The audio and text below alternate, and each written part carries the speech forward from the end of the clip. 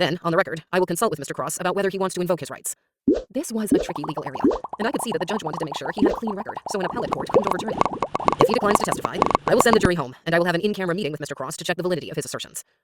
The bailiff was already emptying the courtroom when we returned. The media members were not happy, complaining about a violation of their First Amendment rights. Then, in came Justin Cross from the jail, still dressed in civilian clothes, from his own trial. Ed Caldwell stood waiting for him between Carol's table and mine. Justin glanced back at Troy with a cocky smirk. Good. I was counting on his arrogance. Judge Blankenship said, Mr. Cross, you have been subpoenaed to testify in this matter, State versus Troy Weaver. You are present with your counsel, Ed Caldwell. Mr. Caldwell has told me you are currently in trial in another courtroom on a robbery charge. Is that correct? Yeah. I have cleared the courtroom to ask you on the record whether you wish to assert your right against self-incrimination, or whether you will honor your subpoena. Before you answer, you should know that if you decide against testifying, I must examine you, in private, to determine whether you have a legitimate claim that you might incriminate yourself. He looked at me. Counsel, have I stated the issues correctly? I believe so, yes, I said. Yes, Your Honor, Carol said. Very well.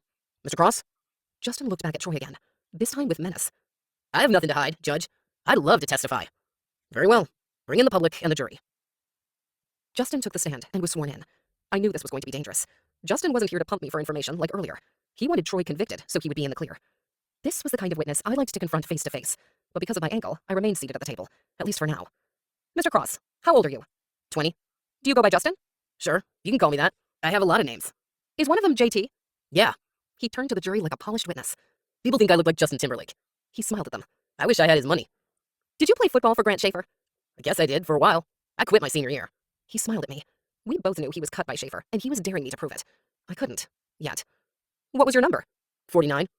Did you take health class from Grant Schaefer? Yup. Did you have a girlfriend in that same class, Ava Robbins? Yeah, but not anymore. I dumped her.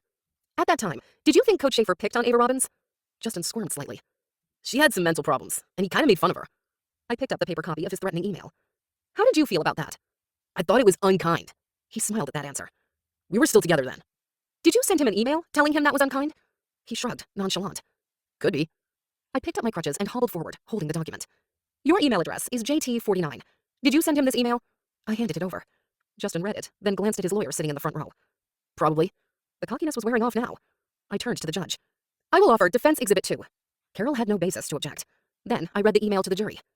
You talk tough to girls in class, asshole. Picking on the fatties and on my own GF. I guess I'm gonna have to F you up. And, by the way, thanks for Fing me over, too. I said, what did you mean by picking on the fatties? I don't remember. He was going into evasive mode. I looked at the jury to make sure they saw it. Did Grant Schaefer pick on any overweight students? Like I said, I don't remember. But do you remember him picking on your girlfriend? Justin shook his head. You know, I remember she was a head case, but I don't remember him picking on her specifically. He looked at the jury to see if they bought it. They showed no emotion. But it made you angry enough to threaten to F up Mr. Schaefer.